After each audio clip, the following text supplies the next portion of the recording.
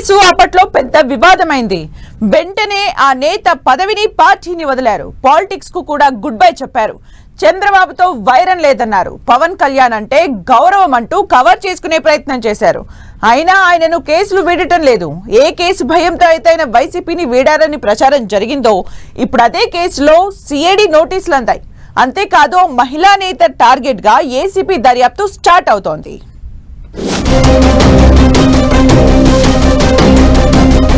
విజయసాయి రెడ్డికి CID, RK రోజాకి ACB సెగ. Kakinada port Kodela కేసులో విజయసాయి రెడ్డికి ఉచ్చు.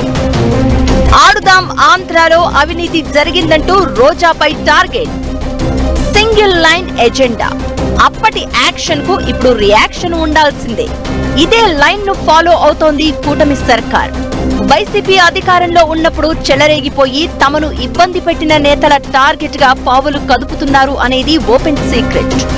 వైసీపీ ప్రభుత్వంలో ఎమ్మెల్యేలు, ఎంపీలు, మంత్రులుగా పనిచేసిన వారితో పాటు పార్టీని భుజానికెత్తుకుని అప్పటి ప్రతిపక్ష నేతలు చంద్రబాబు, లోకేష్, పవన్ కళ్యాణ్ పై ఇష్టం వచ్చినట్లు మాట్లాడిన నేతలపై వరుస కేసులు బుక్ అవుతున్న పరిస్థితి.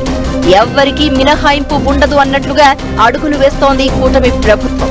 లేటెస్ట్ గా మాజీ ఎంపీ విజయసాయికి ఏపీ సిఐడి నోటీసులు ఇచ్చింది. రాజకీయ సన్యాసం తీసుకున్నప్పటికీ ఆయనను వదలట్లేదన్న చర్చ జరుగుతోంది. కాకినాడ పోర్టు వాటాల బదిలీ ఇష్యూలో విచారణకు హాజరు కావాలంటూ విజయసాయి రెడ్డికి ఏపీ సిఐడి నోటీసులు జారీ చేయడం హాట్ టాపిక్ గా మారింది.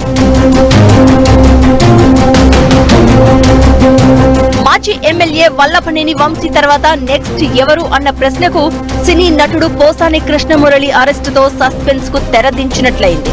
ఇప్పుడు పోసాని తర్వాత ఉమ్మడి కృష్ణ లేదా రాయలసీమ నేతలు క్యూలో ఉండొచ్చన్న టాక్ వినిపిస్తూ ఉండగా ఎవరి ఊహలకు అందకుండా వైసీపీ మాజీ నేత విజయసాయి రెడ్డి కేసు తెర మీదకు వచ్చింది.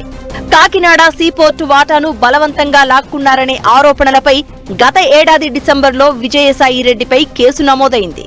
ఈ కేసులో ఇప్పటికే ఈడీ విచారణను ఎదుర్కొన్న విజయసాయి రెడ్డికి ఇప్పుడు సిఐడి నుంచి పిలుపు వచ్చింది. కాకినాడ సీపోర్టు యజమాని కేవీ రావు ఫిర్యాదుతో విజయసాయి రెడ్డితో పాటు పలువురిపై కేసు నమోదైంది. అయితే ఈ విషయంపై దర్యాప్తు సంస్థలు ఫోకస్ చేయడంతో కాకినాడ పోర్టు వాటాలు దక్కించుకున్న అరబిందో కంపెనీ సీపోర్టు వాటాలను వెనక్కిచ్చింది. పెద్దల సమక్షంలో రాజీ కుదిరినా కేసు మాత్రం వాపసు తీసుకోకపోవడంతో సిఐడి రంగంలోకి దిగింది.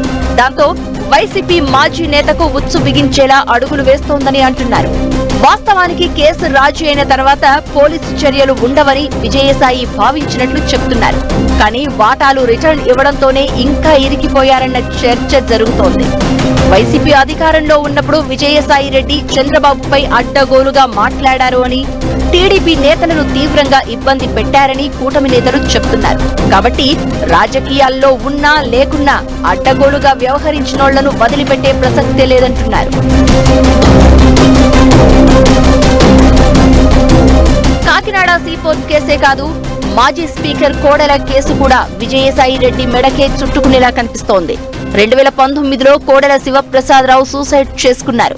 కోడెల ఆత్మహత్య వెనుక అప్పటి వైసీపీ ప్రభుత్వం వేధింపులు ఉన్నాయని టీడీపీ నేతలు ఆరోపించారు.